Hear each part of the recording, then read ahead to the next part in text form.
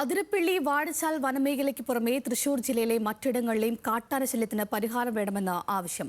മനുഷ്യ വന്യജീവി സംഘർഷം പരിഹരിക്കുന്നതിനായി വനം മന്ത്രി നേരിട്ട് യോഗം വിളിച്ചതോടെയാണ് പൊതുപ്രവർത്തകരും ജനങ്ങളും അടിയന്തര ഇടപെടൽ ആവശ്യപ്പെട്ട് രംഗത്തെത്തിയത്. വനം മന്ത്രിയെ നേരിൽ കണ്ട് പരാതികൾ അറിയിക്കാൻ കഴിഞ്ഞത് ജില്ലയിലെ മലയോര ജനതയ്ക്ക് പ്രതീക്ഷ നൽകുന്നുണ്ട്.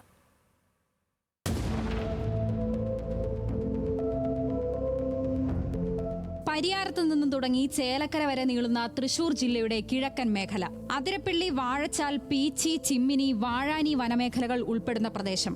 മലയോര വനമേഖലയോട് ചേർന്ന് താമസിക്കുന്നത് നിരവധി പേരാണ്. ഒന്നിടവിടാതെ എല്ലാ ദിവസവും ഇവിടങ്ങളിൽ കാട്ടാനകളും വന്യമൃഗങ്ങളും നാശം വിതയ്ക്കുന്നു.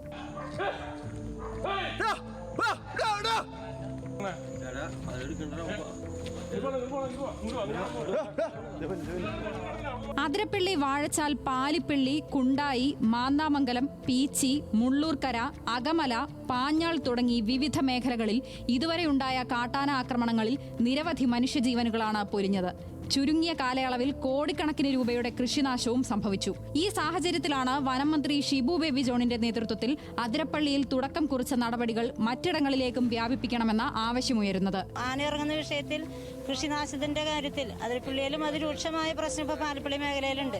ചിമ്മിനി വനമേഖലയിൽ നിന്ന് ആനക്കൂട്ടങ്ങൾ 30, 40, 50 ആനക്കൂട്ടങ്ങളാണ് തോട്ടമേഖലയിലേക്ക് വന്ന് ജനവാസ മേഖലയിലേക്ക് കടന്നു കയറുന്നത്. ഇതിന് ശാശ്വതമായ പരിഹാരം ഉണ്ടാകുമെന്നുള്ള പ്രതീക്ഷയിലാണ് ഞങ്ങളെല്ലാവരും. ട്രെഞ്ച് എടുത്തതിന് ശേഷം ട്രെഞ്ചിന്റെ അപ്പുറം ഇപ്പുറം ഇത് സാധനം വെക്കാൻ പറ്റുള്ളൂ.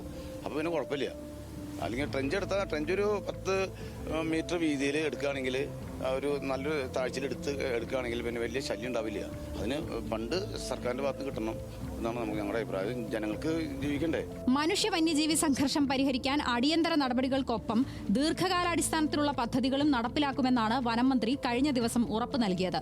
എന്നാൽ ഇതിനപ്പുറം വനനിയമങ്ങളിൽ മാറ്റം വരുത്തണമെന്നും വനസംരക്ഷണ സമിതി പോലുള്ള സംവിധാനങ്ങൾ ശക്തിപ്പെടുത്തണം തുടങ്ങിയ ആവശ്യങ്ങളും ഉയരുന്നുണ്ട്. വന്യമൃഗങ്ങൾ യഥാർത്ഥത്തിൽ നാട്ടിലേക്ക് വരുന്നതിന്റെ പ്രധാന കാരണം എന്ന് വെച്ച് കഴിഞ്ഞാൽ അവിടെ വന്യമൃഗങ്ങൾക്ക് ഒന്ന് വനശോഷണമാണ്. കാട്ടിൽ വനമില്ല. യഥാർത്ഥത്തിൽ വനത്തിലെ ആഹാരം അവർക്ക് സുലഭമായിട്ടുള്ള ഫുഡ് സെക്യൂരിറ്റി ഇല്ല.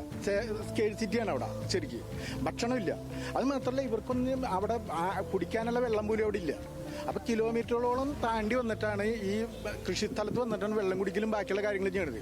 ഇത് ഒരു വികലമായിട്ടുള്ള ഒരു നയസമീപനമാണ് ഫോറസ്റ്റ് ഡിപ്പാർട്ട്മെന്റ്. മനുഷ്യ വന്യജീവി സംഘർഷം തൃശൂർ ജില്ലയെ മാത്രം ബാധിക്കുന്ന പ്രശ്നമല്ല. എന്നാൽ ജില്ലയിൽ മുൻപ് നടപ്പിലാക്കിയ വിവിധ പദ്ധതികളിലൂടെ ഒരു പരിധിവരെ പ്രശ്നത്തിന് പരിഹാരം കണ്ടെത്താൻ സാധിച്ചിരുന്നു. പാതി വഴിയിൽ നിലച്ച ഇത്തരം ആശയങ്ങൾ വീണ്ടും പ്രാവർത്തികമാക്കണമെന്നും സർക്കാർ തലത്തിൽ ഇടപെടൽ വേണമെന്നുമാണ് പ്രദേശവാസികളുടെ ആവശ്യം.